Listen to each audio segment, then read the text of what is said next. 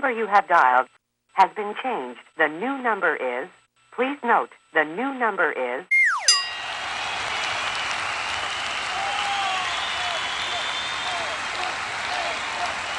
Hi, I'm John Claude Hopwood, and I'm running for Alderman at Large.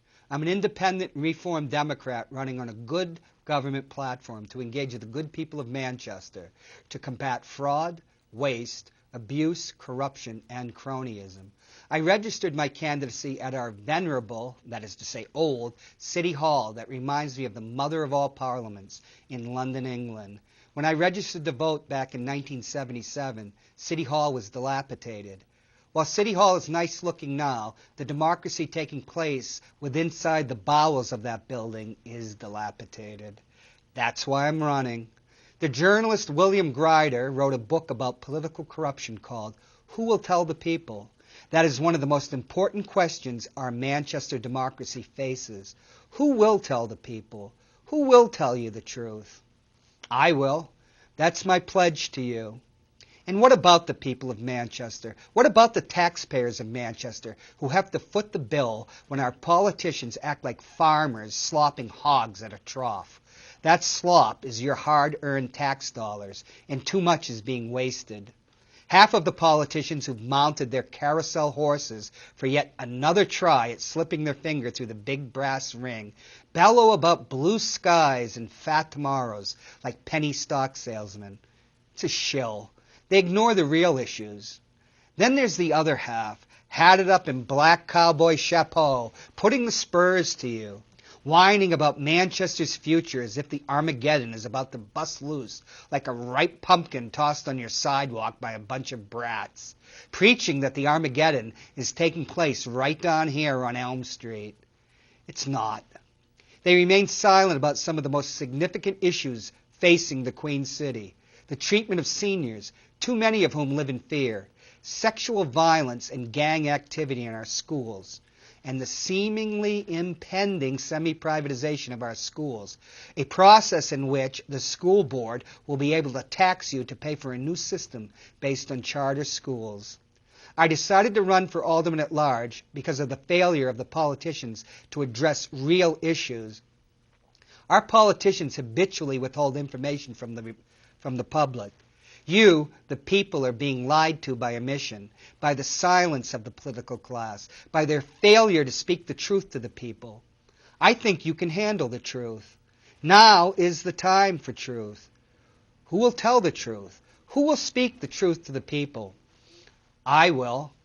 Let's break the code of omerta practiced by the Queen City professional politicians. Omerta, the code of silence that is typical of organized gangs. Silence undermines our democracy. This year and for years to come, let the voice of the people be heard. Together, we can fight this battle. Together, we can win. Thank you very much. Hi, and welcome to, I was going to say Gerard at Large. And by the way, somebody said, that dude's wearing a Trump hat. This is a disabled American veteran hat. It looks like a MAGA hat. Sure it doesn't say MAGA? Oh, Joe, my friend Joe Petrush is on the show. Professor Joe Petrush from the University of Alberta. Let's go for a wide shot. We got Ross Terrio here, who I've been ignoring. And there's Joe.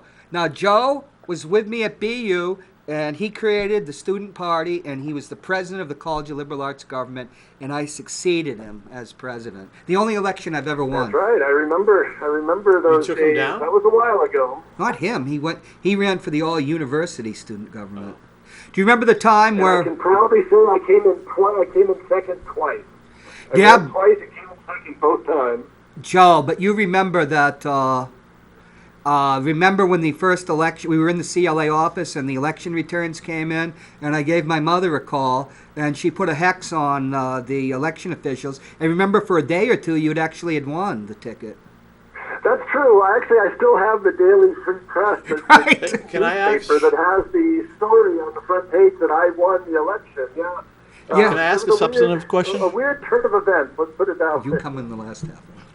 Yeah, but the funny thing is, Dave Colapinto's been on my show, and he's talked about it because I remember because Don Gorton, remember Don knew about my mother. It's just, let's call Ma. From the Gorton fisherman family? Everybody asks him that, but he's actually from Mississippi. Oh. Yeah. What's Don doing now? Last thing I heard, he was in Harvard or something, right? He was a lawyer? He went to Harvard Law, became a lawyer, but it was kind of like a Philadelphia type of situation where because he was gay and it was the 80s, he couldn't make partner.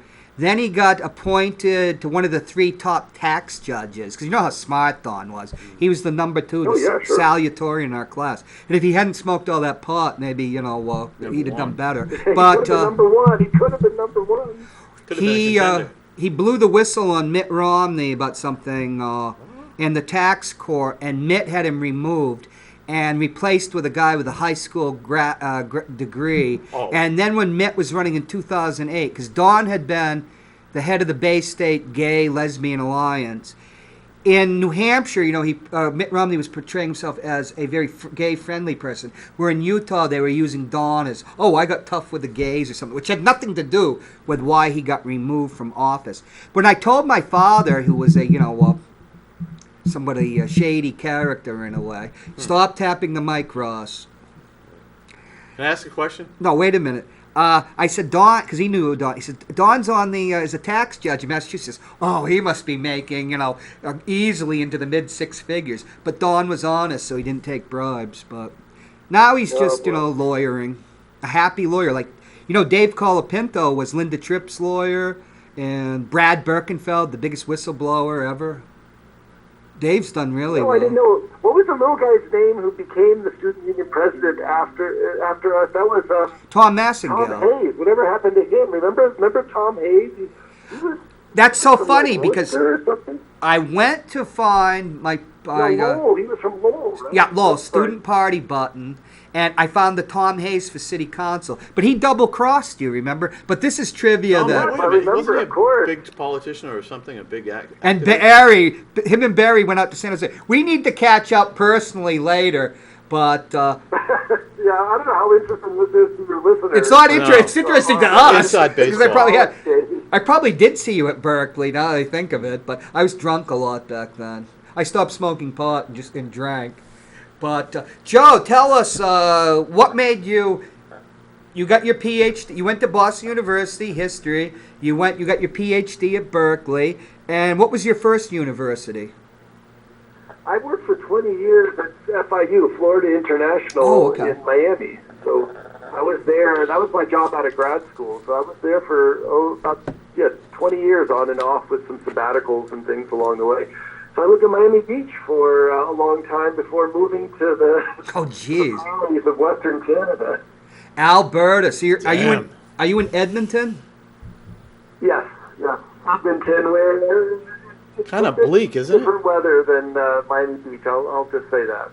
What's it equivalent to, like in the States, like Montana? Great Plains, yeah. I would think. I mean, they call Alberta the Texas of Canada because of its the oil. Reliance on oil and gas and right-wing politics, resources, basically. And we have a very conservative new government that just came in. It's basically been run by the Conservative Party for decades. But for 4 years, a more liberal party ran it. They just got voted out of office, so we're back to the Conservatives. The Liberals actually won. I remember when... Well, it wasn't a Liberal. I should call it the Liberal Party. It's the NDP, New Democratic Party, was the one that ran out here. The NDP won? No presence.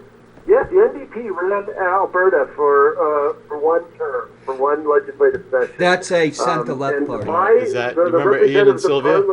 Parliamentary or legislative representative from my riding was the premier of the province for a while, Rachel Notley. She was the premier from the NDP. But the Liberals have almost no presence in Alberta. The Liberal Party itself. The Liberal Party is a centre party.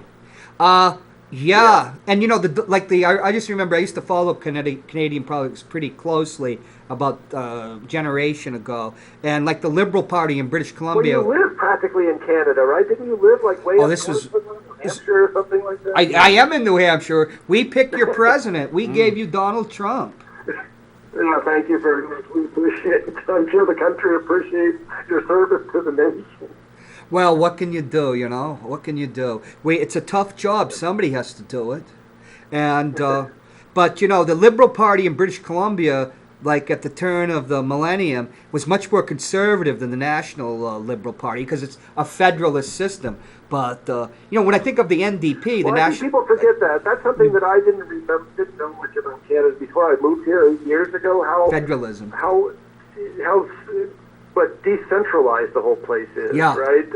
There's even barriers for trade between the provinces. Oh, it's wow. hard to get some things back and forth. And I mean, I always heard about Quebec and how and Newfoundland. Quebec was, but every province has its own rules, and I don't know, higher education, for example, that I'm involved in is run totally by the provinces.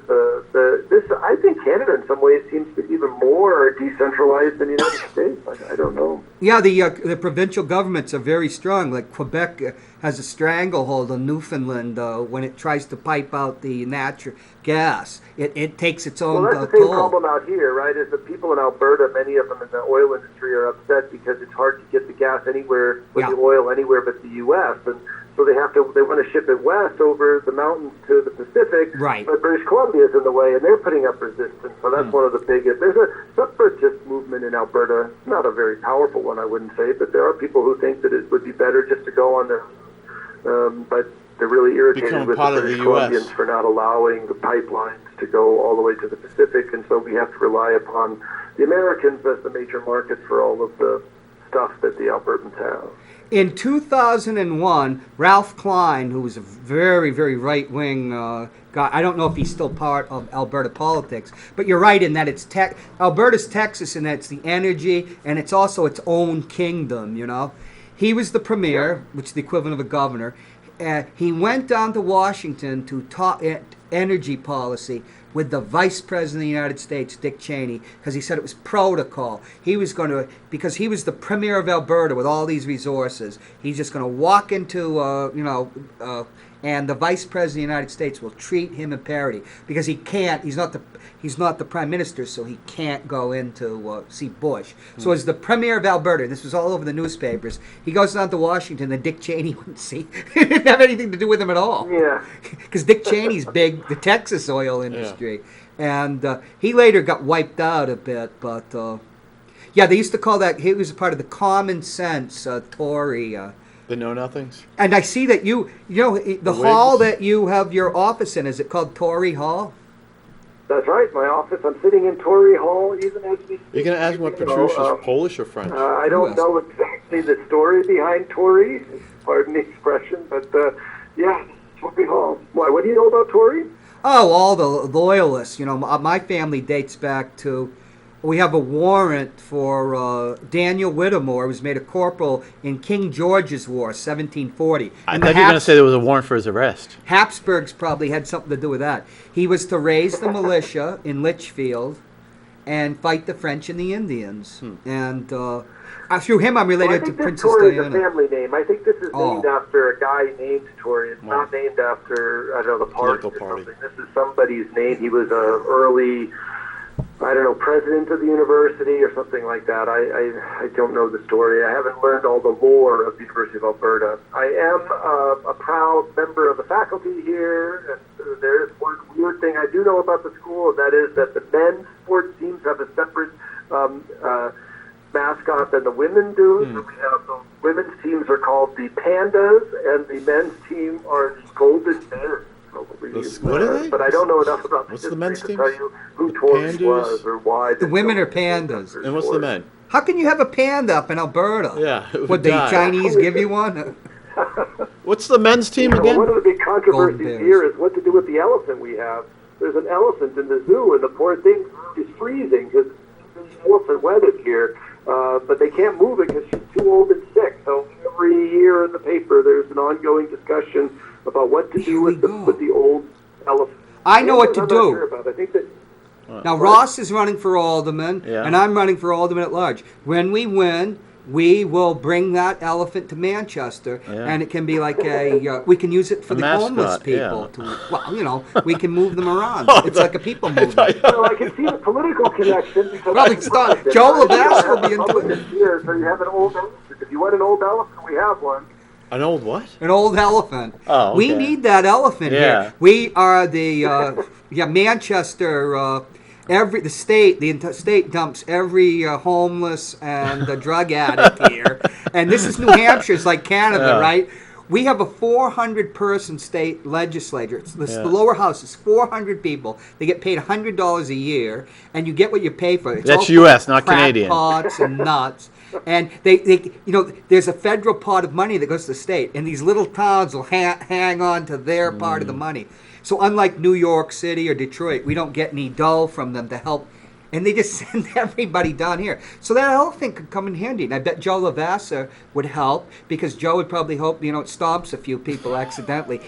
And we could get somebody to do the insurance policy. Maybe Will Infantine can insure the elephant. These are two people I'm running against. John, I have a question for you. What is an alderman, and what does an alderman do, and why do you want to be an alderman? It's almost like a vice. It's Joe. It's like a vice mayor. It helps the mayor. Vice mayor. Well, it helps the mayor run the city. Vice. You're right. They're into vice.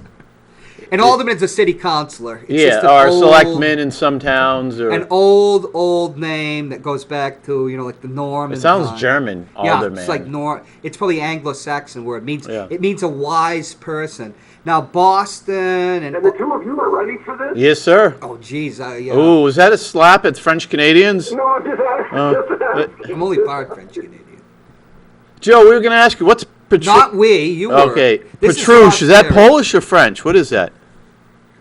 The last name actually is from Slovakia, but the American Immigration Authorities changed the spelling. All right. So with my great-grandparents. Slovakia. So you might be related to Melania. They were illiterate, so they couldn't tell that there was a change of the name. So we just stuck with this name. If you ever see anybody with this name, they should be a direct relative of mine. It's only like two brothers who got this name when they came into Ellis Island in whatever 1900 or something. So you're related to Melania, right? Is there a Maya Patrick? No, Melania. No, we have Melania. The president's wife is Slovakian, isn't we she? need her. Oh, that's Melania, the Slovenian. First lady, right? She's from Slovenia. Slovenia. Oh, sorry, I did not. So that's different than Slovakia. Slovakia is what was Czechoslovakia. Oh, so one's not like plural and one's singular. Slovakia, Hitler didn't want here at the University of Alberta, we work with Slovenia as one of our, in Slovakia, and that's one of the questions students often have, is what's the difference between those two? We work with Austria, Croatia, Czech Republic, Hungary, Poland, Slovakia, and Slovenia, and I always feel kind of sorry for the Slovaks and Slovenes because people confuse them a lot. They're the two countries, and even in their languages, the names are relatively similar. So, yeah, it's a pretty common thing. Slovenia used to be part of Yugoslavia. Oh, okay. And Slovakia used to be part of Czechoslovakia. Oh, okay. So Now I understand. Right? Slovenia was actually more prosperous part of Yugoslavia. Slovakia was the poor neighbor of Czechoslovakia. But they're all part of the Habsburg Empire, right? Slovakia is one of the newest countries of Europe. It was founded in 1993, so it hasn't been around for very long. Slovenia got independence from Yugoslavia in 91, so these are two countries that just started in the early 90s. So but all part of the... to figure out what they are, what they're about. People are still trying to figure out what they are. Part of the Austro-Hungarian Empire, though, right? So part of your port... Right. And that's why I study it, right? And that's my specialty, right, is the Austro-Hungarian Empire. This institute is basically dealing with the used to be from Austria-Hungary, say around 1900 or so, before the annexation of Bosnia. Yeah.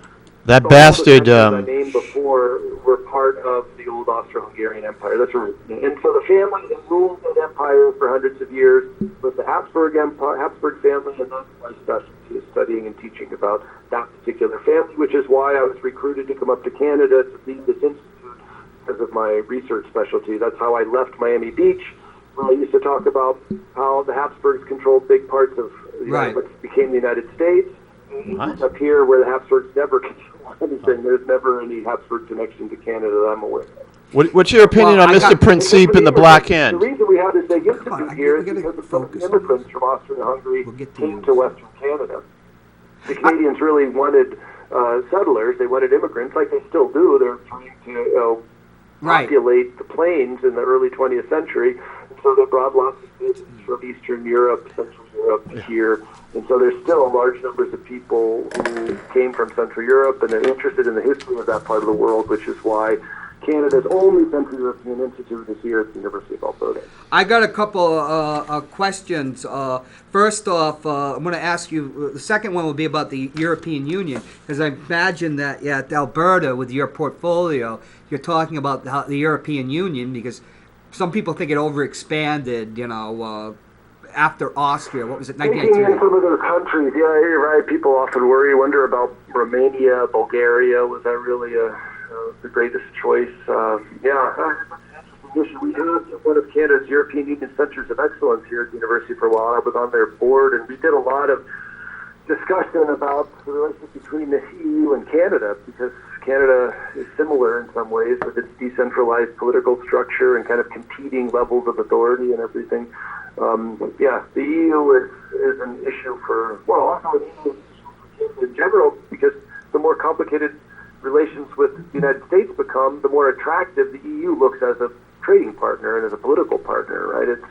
It's now the case we get a lot more interest from EU countries and EU ambassadors. And, right. We've had people come out here too because they want to build closer ties between Canada and with the wild card of the UK. What's going to happen with the UK? Brexit. We just wanted to ask. Interesting too. So Brexit, Canada's a member of the Commonwealth. It used to be you could fly into England, and if you're a Canadian, you went through a different process of going through. Say Canada and the Commonwealth countries. How is Brexit going to affect Canada? Case. I would be surprised, but I haven't flown to Britain to the UK since I have a Canadian passport, so I don't know. I don't think you do have that anymore. We are part of the Commonwealth. We have the same head of state. Right. The Queen is Queen on of Canada. The money in Canada, just like she's on the money in the UK. I got another thing. With a big issue that's come up here in the United States during this election is reparations. But I'm going to ask you, this is something people usually don't know. People know about the internment of the Japanese in America, but the Japanese were also interned in Canada. But during World War I, Ukrainians were interned in Canada. Have you ever studied that? Well, it's interesting you mentioned that. I'm working with a colleague here editing a book of essays and articles about the internment of the people during the First World War, right? I mean, they're mostly called Ukrainians because the part of the Austro-Hungarian Empire from which they came became part of Ukraine, but they were interned not because they were Ukrainian, they were interned because they were Austro-Hungarian citizens. That's why the British Empire was at war with Austria-Hungary. Right. And Austria-Hungary, therefore Austro-Hungarians living in Canada, were suspected of being potential, what would it be, people who would work against the government, or they were afraid the guys would go back and serve in the Austro-Hungarian army. So yeah, there's a big series of internment camps all across the country, and we've been working with that in some detail. I have hundreds of pages of documents from archives about thousands of Austro-Hungarians. A few Germans, a few Bulgarians, a few Turks were also interned, but mostly it was Austro-Hungarians, young men, some families, but mostly young men, who they were afraid would be, they had military training because there was compulsory male military service in Austria at the time, Austria-Hungary. Yeah. So they had training, and they were expected theoretically to go back to their reserve units and fight during the war. So the British and the Canadian governments thought the best thing to do was to intern them in camps. And so they put them to work, like building the railroad, the national parks. Yeah. If you ever go to, Banff National Park, a lot of that, some of the infrastructure there was built by these guys who were forced to work during the First World War by the British and Canadians, they kept them because they were from Austria-Hungary. So I have heard a little bit about it.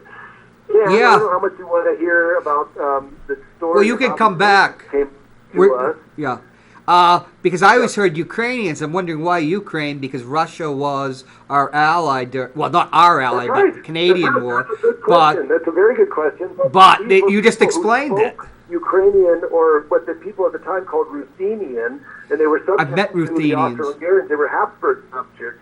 So only part of Ukraine after the war, or actually some of that territory wasn't made into part of Ukraine until after the Second World War, when the Red Army annexed it to the Soviet Union. We did a whole show. That's why it's called Ukrainian now. Right?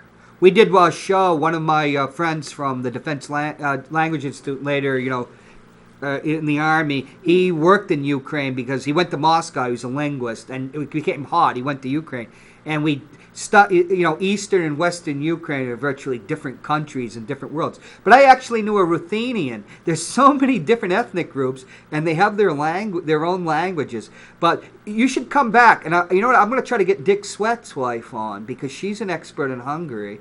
Because Dick Lantos was her father, who was a Hungarian. Like Soros. Oh yeah, Tom Lantos was like Soros. No, Okay, he was my congressman when I lived in California. He was a good friend of Joe Biden. Well, the weird thing about the internments is that between the outbreak of the war in 1914 and the American Declaration of War in 1917, the Americans represented the diplomatic interests of Austria-Hungary. Really? So when the Canadians were interning the Austro-Hungarians, they had to report to the U.S. what they were doing, and the U.S. officials, the consul, for example, in Calgary, would send this information on to Vienna, and so the records are now in Vienna, but they were collected by the Americans as the diplomatic representatives of Austria-Hungary from the outbreak of war in August 1914 until the Americans declared war on the Austro-Hungarian Empire in December of 1917. So it was most of the war, the Americans were representing Austria-Hungary. It was only very late in the war when I think the Swedes took over from the Americans. So that's why these records still exist. It was the British and Canadians reporting to the Americans what they were doing to the Austro-Hungarians living in their territories. The British rounded people up all over the place. It wasn't just in Canada. They had internment camps in Egypt, Africa, anywhere, almost all over the British Empire. Well, they would round up people and put them in these camps. Some people call it the first great worldwide internment operation, right? All these big internment camps. The United States, also in World War II, interned German aliens and Italian aliens. They used to call them aliens. There were a few of these Austro-Hungarians interned in the United States, too. It's a relatively small number. There were so many people from Germany and Austria-Hungary living in the United States, it was just impractical to try to round them all up and put them in camps. It's easier to attack, it was to round up smaller numbers. So the Japanese were right, and they were in California because there were fewer of them. But you couldn't round all the German Americans up. It's the biggest ethnic group. They did in the First World War round up some.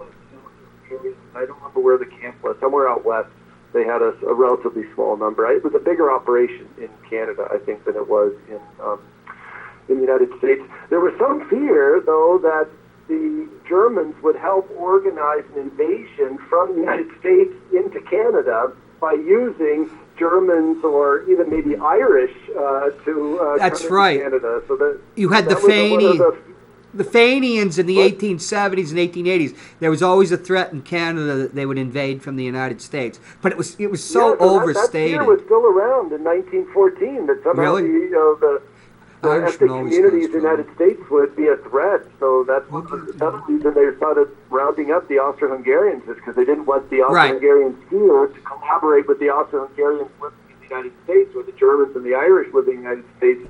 And the German ministry, the German embassy at D.C. even had some contact with indigenous nations or Native American groups, apparently. Oh, yeah. Good ideas of sabotaging railroads and things. Nothing ever came of it, apparently, but there was some fear that the railroads in Canada would also be attacked by anti-British people, maybe funded by the Germans or something. It's a complicated cloak and dagger kind of story on some level. Well, Joe, I'll have you back after the primary election, but just tell us two things, and I got to get to Ross because he's about to fall asleep here, literally. He's a hard-working guy, unlike myself. And what made you become a Canadian? You're still a U.S. citizen, right?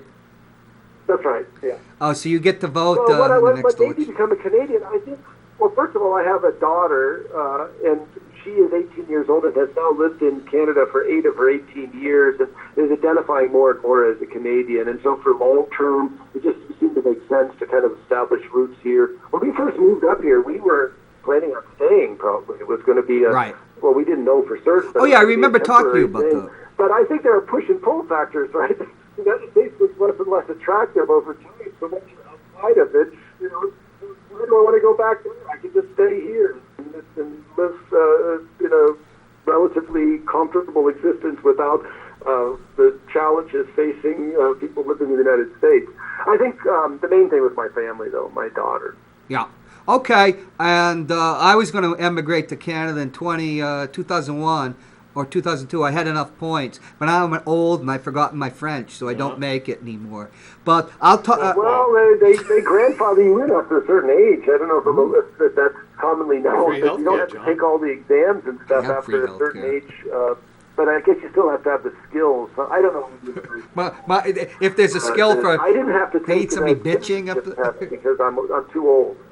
Oh, Joe, the next time we have you on, you were there when John Silver tried to throw me out of BU. I had the mayor of Manchester, New Hampshire after me for a while. But that's another story, and we'll get you back on. I think there are some stories that deserve not to be told, and that might be one of them. I don't go into all the undergraduate tales from Warren Towers or whatever that we have. Oh, yes. I remember things about couches, for example. Hey, that's for after the election. That's after the election. Joe, I'll get back to you, and we'll bring you on, because a lot of the stuff you're talking about is a mirror onto what we're going on now, where like Habsburgs was a polyglot empire, and we can talk in the future about diversity and does it work. Hey, thank you so much. Yep. I'll be in contact with you. Well, thank you. I got to take on Ross Terrio now, a cantankerous Republican. Well, good luck with everything. Good luck with the campaign. I hope it all goes well. I'm sure I'm going to come in first. Politics or second. Yeah, you got to get Bob Anderson up here to help me. I know. He's campaign manager. He got us into second place. That's right. Temporarily first. The first election. Take care. Right. We did make it. Okay, take care. Have a nice afternoon. Yeah. Bye. Bye. That was Joe, my friend. Then we have kind stories of the we don't Canadian version of Jim O'Connell. He is a professor. It's like, you have to stand up there and lecture. Oh, Ross Terrio. We were going to have an intro. Do you want to have the introduction of you and your piece, or do you want it at the end? At the end. All Are we right. going to do my video at the end? Yeah, we'll do it at the that'll end. be perfect. That'll be perfect. Because Ross Terrio, candidate for Alderman, Ward 7. Ross Terrio. Tell us about who is, because we can start another half hour that you can chop this off and have it. So we'll count you down. All right. Do you want to pick the card? Sure. Let's see. Okay. Well, this is the future of Ross Terrio. So you can predict the future? Yeah. Pick a card. What does it say? Stud. Oh, you got to be kidding. Brendan, are you there? Can we focus in on this? Oh, no Zoom? Paul Cormier used to be able to Zoom. Is that highly predictive of future results? So maybe you should take this with Norm. He could read it for you. Ross, tell us about who's Ross Terrio. So, just who are you? We'll start that way. Straight interview, no hide. Sure. So, born in Massachusetts. Went to college for pharmacy. Came up here to New Hampshire about 22 years ago for a job in pharmacy. Been working as a pharmacist ever since. Did you come to Manchester first? Yes, always lived in Manchester. Although I used to live in Ward, just north. Remember the old school building, the brick? It's like the Octagon. It's on Pearl Street. I think that's Ward 2. That's where my aunts went. I think my mother went there too. You know the gas station right near there? The Pearl Street School. Yeah. No, the school building. There's a Pearl Street School was up the street from me. But the old school building, it has like an octagon shape. It's still there. It was sold. The school board sold it about 15 years ago, and it was sold to a private developer. The one that's a software company? Probably. It's right near the gas station. You got you Pearl and it has that like a cupola maple and the fancy roof. Yeah, very old. I thought that was the Pearl Street School, but I'm not from the east side. No, if you go up Pearl Street, there's a small little school called Pearl Street also. That was sold to a real estate agency. I believe it's a real estate office now. It looks like an old, small, like Hallsville, but even smaller. No, but anyways, there's a gas station right there. That's where I lived my first 2 years. I think it was Ward 2. That's Ward 2? I think it is. It may possibly probably. 1. No, it might be 1. I don't know. No, it's Ward 2. It's Ward 2. You could have been part of the gentry. You could have been part of the Northwest gentry that think of themselves as God on the throne. Well, I'm French Canadian, so But anyways, French Canadian with Italian spelling of your name. Yes, it is spelled differently. But Went to law school up here. Was hoping to be a patent lawyer, but I didn't actually. I did it for a little bit, but I stayed in pharmacy because it paid better, had better quality of life. Former state rep, 3 times on the school board, and hoping to be the next alderman for Ward 7. Mr. When did Shea, you move to 7? 20 years ago. 20 years ago. So I lived in Ward 2 for 2 years, and then I moved to Ward 7. You We bought a acclimated to the house. city, you liked Yeah. Manchester, Yeah, and decided to make it the place you're I going to live. actually, yeah, I where I lived before, it was a 3-family. It was hot in the summer. I didn't particularly care for that. We rented. That was pretty hot in the summer. It was brutal. But I love where I live now. I live on a quiet street, South Cypress Street, very quiet, single-family home, right near the Jewett Street School. It worked out good for us. But Didn't you know about South Boston air conditioning? what's You that? you open up the doors and the windows, because with Joe we had a place in Somerville. You open up all the windows and you have fan blowing in on one and blowing out on I the used to other. live in Somerville. Me and my wife got married in Somerville. That's where she was living when I met her, and we got married, lived there for a little while, and then moved up here. And you were glad to get out of Massachusetts. Well, the For job, the family. better job opportunities, the cost of living is Less lower up here, less taxes. taxes. I can afford to buy a house up here much. It was, Right. It's just things are afforded, and less crime, because we were living in Boston at that point. In Somerville, so kind of a tough neighborhood. Right. Winter Hill. We're living near Winter Hill. Oh, yeah, I A few remember. blocks over from Winter Hill, so kind of a tough. That's where the Winter Hill gang used to Yeah. stomping grounds. Yeah, I used to live there. That was the white people there, because they were pretty tough, and they didn't Oh, give a it's a tough damn if neighborhood. you were Irish. They're like, oh, they'd beat you up. They didn't care. You're not from that Yeah, if you were an neighborhood. outsider, they wouldn't like It didn't you. matter if you looked like them or something. Oh, man. Used to get beat up. No, but you knew that if you weren't careful, you could be. And, That's where Whitey boys will Bulger be used to boys. hang out. Yeah, when he wasn't in prison. Yeah. Well, actually, strangely enough, my dad worked with him back in the 50s. He, in between prison stints, Yeah. he had because my dad was a union construction worker. Somebody got him a union job.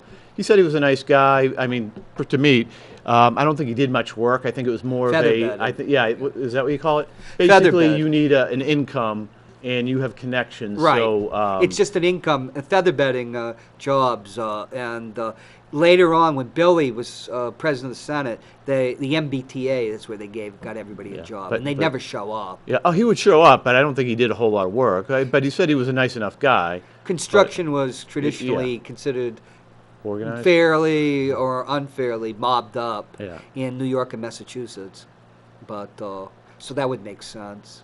But so you're in Manchester. How long sir. did it take you to become politically active? So. You were a young man with starting Trying your to think. family. I missed 2004. I missed the sign-up deadlines. So you had your children in New Hampshire, Um, or did you have children in Massachusetts decide to be a better life up here for them? so Because I know people that have my done that. first daughter was born in Boston. Actually, Okay. so we were living in Boston. My daughter was born in Yeah. Boston. We moved to Manchester, but my second daughter, because we had just moved a few months before, Physicians. my wife's OBGYN was in Boston Yeah. at St. Elizabeth, so she had my second daughter at St. Elizabeth, even though we had just moved a Right. month. Actually, it was August, so 2 months before. So, I'm but, born in but Go- my yeah. son was Well, I got a call. born in Elliott. Yeah, I wasn't born in the Elliott Hospital like the rest of my family because my mother's doctor was on call. It was more, we'll be with you in a second, at Moore General that day that I started coming. So instead of being Manchester at Elliott like the rest of my family, even my father, I'm born in one of the few people born in Goffstown along with Bob Wow. Backus. Hi, welcome to Hopwood at Large. I'm John Hopwood and this is my guest Ross Terrio. Yeah, how you doing? I really enjoy your show. I have a couple questions for both of you. Okay.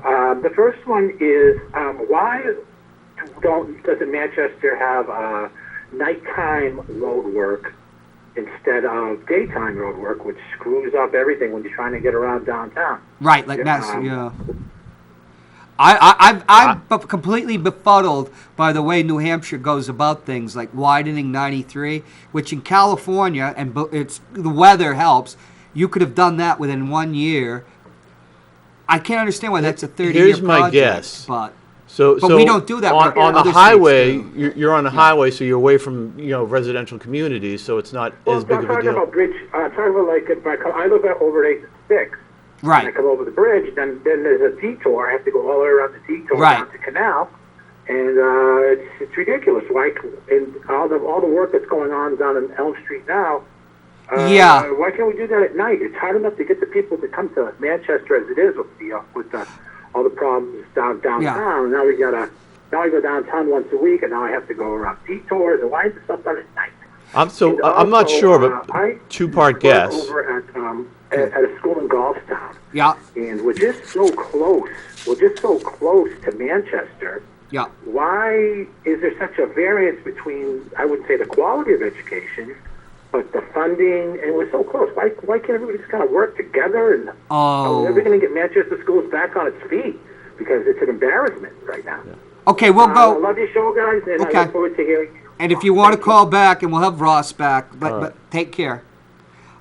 So the first part, I think it has two reasons. One, we're in a city with, residences and apartments and houses all over the place. So I think a lot of people would be upset if you're doing construction work at late at night, not like a highway where people aren't going to hear it. Right. But if you're doing, construction work on anywhere where people are living, they're going to be pretty upset that they can't get to sleep. The second thing is, I think the DPW workers are probably like, I don't want to work, second shift or third shift. Could be the expense could be very prohibitive. And overtime, they probably don't want they'd have to pay time and a half or double time. If you remember in an election 20 years ago, because Howard Stern was complaining that in New Jersey they didn't do it, the New Jersey Turnpike and the Garden State Turnpike, the construction at night, and he predicated his support on Christine Whitman, whether she'd get behind that, and she did, and he threw his support. She won, right? And she did win, and then he was there when they kicked off, now we're going to do it at night. But that's true, because on a highway, you're at a highway, you don't have the noise, or if you do, it's lower, because it'll be not centrally located in a residential area, because most people work, sleep at night and work in the day.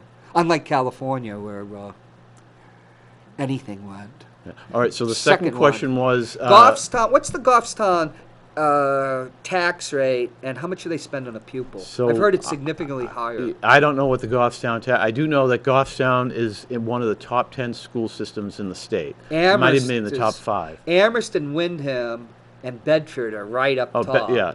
Amherst is like $15,000 to a student. Yeah, how much do we spend a student? I believe it's around $13,000. Oh, I thought it was 10. No, I think it's 12.5 to 13. But we're one of the lowest spending districts in the state. We're also the poorest municipality in the state. Yeah, we just don't have the tax base compared to all the other cities and towns. Now, tax revenue for schools. You have revenue from property taxes. Is that the primary revenue field for schools?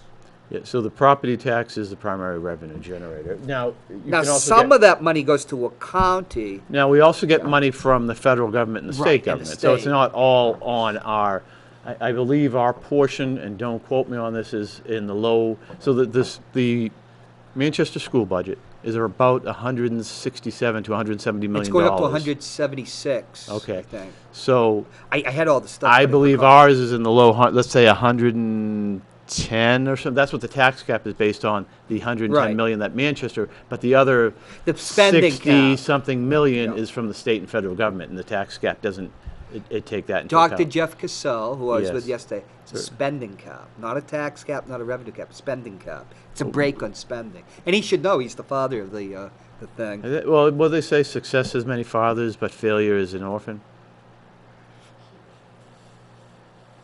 They put me last on the ballot, but we'll get into that. I'm also last on the ballot. Yeah, I'm last. Yeah, but you're not at the end of 6 people. Okay, that's going to be brutal. And the one person. But you know what? We had a discussion earlier. Me? That the person. With you? Yes, with you. Are you making this up? No. You said that the people at the top of the ballot and the people at the bottom of the list do very well because people see those names, but the people in the middle get lost in the shuffle. The people on the top of the ballot, and it's in the actually the litigation that happened in 2004, when it's Aikens versus the Secretary of State, they get between 3 and 10% bump. And at the very bottom? The top of a ticket but I gets thought also 3 at the bottom. to 10. They say in some studies that being on the bottom gets a slight bump. But you see, the people that Joe Lavasser and Danny O'Neill. Yeah, It goes Will Infantine, Joe Lavasser, Danny, then it goes Katie. Yeah. And then Mike Farley's wife, I can't remember her first name, is it Carol or something? And then me. But you see, Danny and Joe are just favorites. Yeah, you know, they get 8,000 votes, and they have the political capital of having been on it. And that's something that, you know, when you read the litigation over ballot order, that's something that is beyond the courts. Like if you've been known like Joe for 23 years on the TV, that's capital that he's earned, and Danny too. And like if say certain parts like a union or something likes you because for whatever reason, that's capital you've earned. You know, that has nothing to, you know, that's something that has nothing, you know, the law doesn't touch. Let me ask you a question. But see, and then you got Katie, who's got who's going to have people behind her, like, you know, she got Emily's some list notoriety from the school board. and she's she's probably the best known woman on it, so that makes her unique in the ticket. Mike Farley's wife, or if that is Mike Farley's wife, they have the same address. She's not very well known. Came in on the last day, you know, the day after I went down and registered. So Trying to be a she's spoiler fit. for you? No, I wanted to have an informational campaign, but there seems to no way to get anything out anymore. But so Danny and Joe will probably get elected. You know, things. Yes, And, but you have Katie's the other got two a very strong thing, and she's going to be backed by the New Hampshire Democratic Party, which I call the Ray Buckley Party, and the Young Democrats, who are, you know, will get behind what Concord tells them to. And so that's pretty prohibitive. She's a favorite, too. So Will to get to the general election. Will didn't do so great when he ran for... he'd run for Alderman at large. Him and Joe would run in the tandem. He's run in the past, yeah. And, you know, and he's there counting on Republican votes that people vote for Joe and then him. In order for me to get to that Final Four, I need to beat Will Infantine. And by him getting the 3 to 10% bump, it's impossible. By doing that and not rotating the names through the wards, which they could do easily. I thought they do that. No, they don't do it in non-primaries, and they don't do it with state reps. But this is a primary. Non-partisan primaries, excuse me. I see what you're we saying. could have a whole show on that. I've been reading stuff for forever. Now, the ACL never got back to me or anything. Stop tapping the mic, Ross. I think it was me that was tapping it. But, so my friends told me that, who are election officials. They said, "Oh, you don't know." It was doomed right from the start. And there's been plenty of litigation about that. But that's its own show. Do you know what the But see, you have run before, and you're well known. And in a group of 3, you know, you're right there, but 6. I'm at the bottom, yeah. Yeah. But you're Ross Terrio. You've already won. You've won a state rep. And how many terms? You won 3 on the school board. 3 in the school. So I've won 4 elections. I've lost 4 or 5. You're the favorite, I would say. But you've got a candidate who's a very nice person, hardworking. Yes. And she'll have her party backing. Oh, yeah. But you have the Republican backing. Do you know what the Republican Party of Manchester isn't helping me a lot. But do you know and they won't do anything for Bill Weld. Did you know that? I forgot all about him. But do you know what the rotation is going to be for the general election? No, I don't. I don't even know how they pick Because I'm at the stuff. bottom this election, but I'm hoping I go to the top for the general. You know what? You know what they could do? What? Your ward is Sut. But for all, like Joyce, there's 3 people. There's 12 wards. There's 3 people. You rotate them through random, you know, you start like at Ward 3 with Joyce at the top or something. Yeah. You know, you just pick one. And then she's 4 times at the top, 4 times in the middle, 4 times in the bottom. With Alderman at large, we'd each be 2 in each one. Yeah, that's It true. randomizes, it makes it fairer. It takes away that demonstrable advantage of being on the top. And with the school board election, there's only 5, so it means like Gene Martin. I thought there was 6. Gene Martin is top. No, Gene 5. And Gene, Quiroga. Jim Carlos, O'Connell second. LaChance, Yeah, O'Connell. That's I thought there 5. was another one. So Gene would wind up. They'd all wind up twice on, but Gene might wind up on the top 3 times, which, you know, will give him an advantage. He's never run before, but yeah, it's Gene Martin. Then it's Jim O'Connell. 1 and 2 is favored. Then Lara, Quiroga. and then it's Carlos or Carlos, Joe? and then Joe's at the bottom. So it's 5. All right. But it seems like it was never very well thought out. But that's a whole show in itself. And I'll be filing a lawsuit. I got to go up to see. You're not going to steal my pen, are you? No, but I needed it because I just wanted to bring up those two things, and I wanted you to know that I was going to do. Can I keep this card? Yeah, stud. Thank you. You're a stud. Thank you. Yeah. There's another card in here. Too. Oh, would you like to pick another card? No, I'm good for now. Okay. Maybe later. You wouldn't want to overcome. So what's the theme of your campaign? What are your campaign goals? Oh, the union. Stop tapping the mic, Ross. Sorry. Take your hands off the mic stand. Put them on you. Put your hands where we can see them. You don't have to bite my head off. We were asked 3 questions by the union leader. Yes. Oh, yes. What's the number one issue, they said? Well, they asked you about downtown and the thing, what's going on. This is what I wrote. This is just the rough draft. Is this a soliloquy? A diatribe? A harangue? You can give me feedback. All right. So it's asking, like, what about the situation downtown? Is everything okay? Blah, blah, blah, blah, blah. But, you get to the nub of the issue because you only got 100 words. Oh, shoot. I didn't even pay attention to that. Oh, no. You didn't get... Did they send you for even the awards? Yeah. Well, I have a primary. Oh, that's right. But I didn't pay attention to the word What's limit. due Friday? Yeah, it's 100. I already sent it in, but I didn't pay attention to the word. Just send it back. Yeah, I better Or go they'll with edit it. Thank you. This is what I have. Reform is necessary for changing Manchester from a political machine-based spoiled system into a democracy. Good government laws enable the flourishing of the real people-based democracy I and other vets put our lives on the line for. Whistleblower clawback laws targeting waste and corruption are more effective than a tax cap in preserving taxpayer dollars as they put the brakes on graft. Manchester needs strong transparency and accountability statutes that are enforced. Then we can prevent the violence and gang activity plaguing our schools and address the obscenity of Queen City senior citizens living in fear. Issues ignored by career politicians. Are you a career politician? I guess so. But we've talked about certain stuff that in research think found out. Well, 4 terms, I guess that makes me a career politician. Yeah. But it's very wordy and esoteric. Do you think that's going to get people? I am who, like Popeye, I am who I am, folks. Here's number 3, the tax cap override. All right. Dr. Jeffrey Cassell, the father of the tax cap, tells me it's a spending cap, and that's a good thing due to the discipline it provides. And I actually believe that. I've heard about... But they've been overriding it, 4 or 5 years? Yeah, but it still limits to what you can do. Right. However, overrides to pay vital city personnel. The thing was about overriding the tax cap to pay city personnel. Yeah. However, overrides to pay vital city personnel such as police and teachers are a moral imperative. The last administration's failure to fully staff the police force helped cause the spice epidemic / 2014-15 crime wave that enabled drug dealers to establish their presence in Manchester. The failure to give teachers a contract has caused a major retention problem with the loss of many good teachers. And this I'll direct to you, Ross, sure. as the face of the tax cap crowd. The penny-wise pound foolishness of tax cap absolutists has harmed us.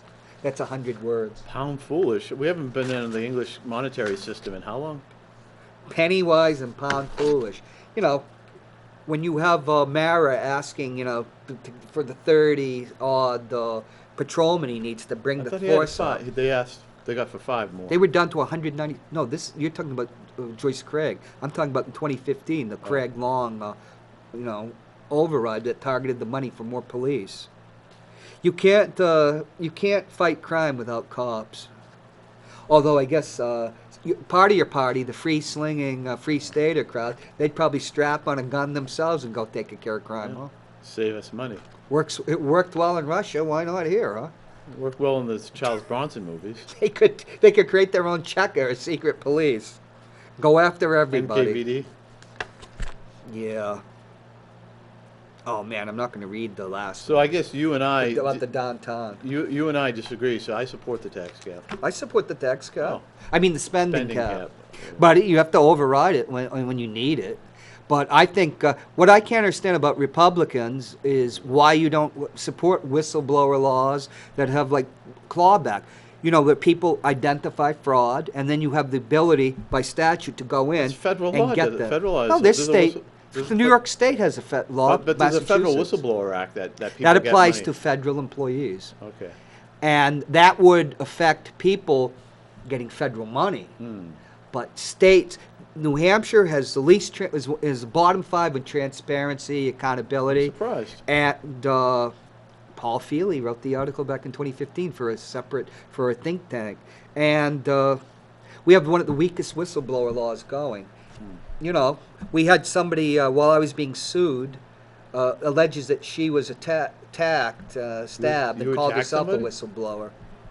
They accused you of attacking somebody? No, the Webster Street School incident. Oh. That happened right where Well, I'm being that's- sued. That's questionable. We have no idea because there's no accountability and there's no transparency. I have no idea what's going on. That's a whole show in itself. You get a lot of ideas. But she to show. claimed to be a whistleblower, and I'll tell you, some people in the whistleblower community are very upset about the way she was treated. But you have that. There's a whistleblower community? Yes, there is, Ross. And they've done significant things. Ever heard of the senator from Charles Grassley? I've heard of him, how from many Iowa, right? Hundreds of billions of dollars he saved. He was the father of modern whistleblower law. Huh. Whistleblower law, you not only, she claims the whistleblower law, but there's no way to protect her. There's no way for her to talk about what was going on. I've talked to you, and you said you don't know. I went and in my research found out that the Manchester School District from late 1986 for over a year was being investigated for sexual violence, which is not Back harassment. in the 80s? 2016. I think you said 86. No, I said 2016. Can we play that tape back so I can prove him wrong? I do this with Matt on his show, No, you said it's Tuesday. It's Wednesday. Speaking of that, No, I have to go didn't. on Matt's show. I thought you were going on Norm's show. I'm going to go on Norm's show. I need to go on Matt's show, too. What time is it? What time is But it? you're missing the point. Oh, what's the point? Whistleblowers don't have any way to talk about anything. We don't talk about anything. You guys don't have like a Facebook page? Right. Ross, you're talking about people that are in fear of retaliation or being hounded or being destroyed. That's what happens to whistleblowers. Look at the situation with Mark Hayward revealed that seniors are living in fear in federal housing. That's And been for decades. None of the You wanna know people, why? None of the people in the congressional, they won't Because even our get back. government decided that in addition to elderly people living in elderly housing, they were going to put young disabled people. And you know what they're disabled from? Yes, we drugs know. and alcohol. It's ridiculous. And mental health. So you put young, Right. physically fit people who have drug and alcohol and mental health issues with frail, elderly, vulnerable people. A recipe And for they're not disaster. even That allowed, shouldn't even happen. They're not even allowed to have a deadlock on their door. It's just silly. And they're not allowed to have guns either. They're not, no deadlocks on their doors. Oh, I wouldn't want a lot of elderly people having guns. Well, by the way. for their own protection. It's Well, let's avoid the gun it's issue. silly. But here's my point: a whistleblower law, they're not used that much because it takes a person with very brave to Refresh use my a memory. Didn't we whistleblower have an law. elderly person murdered not that long ago, or There was a attacked? murder. Well, we can. You There can was come one back. in we can talk Concord, about and there that. was one in Manchester. And Yes, they there's were both- there's a bad situation, but nobody talks about it. Everybody pretends. There's a code of omerta, like the mafia. We don't talk about anything. We don't talk about rapes. We don't talk about assaults. We don't talk about anything. And it's not just Republicans or it's everybody. Oh, we have to keep a good face and market the city. What do you think about the murder rate in Manchester going up? It's higher this year. What do you think about that? We need more cops. I've said that. When we originally we got 1 minute. When we were originally talking about homelessness, why don't you say? We're going to run your thing. We were originally talking about homelessness. The chief came and said, "I need 800,000 to 1.2 million to put more people there," and then nobody talks about it. But it actually went through.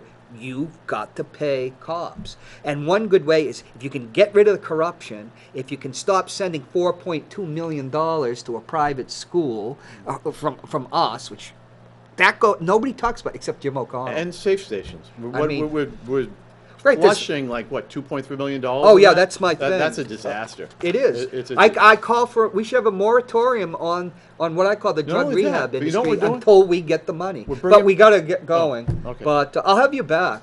Or we could, we should sit down I'm and gonna do a talk to Norm. podcast or something because there's a lot to talk about. Hey, now why do you have a Make America Great hat again? That's disabled American Oh, veteran. sorry, I misread that. You know, the more we talk, the less of your spiel comes in. But Oh, shit. You better play my... well, you could run it while we talk. Oh, okay. Can you run it, Brandon, can you play my video? And we can talk over it, right? I don't see my video. No, let's Hi, just do it. my name is Ross Terrio, and I'm a candidate for Alderman for Ward 7. I'm asking for your vote when you go to the polls at St. Anthony's on Tuesday, September 17th. Let me tell you a little bit about myself. I work as a hospital pharmacist. I'm married to my wife, Classia, and we have 3 children, Jordana, Alexander, and Anthony. All of my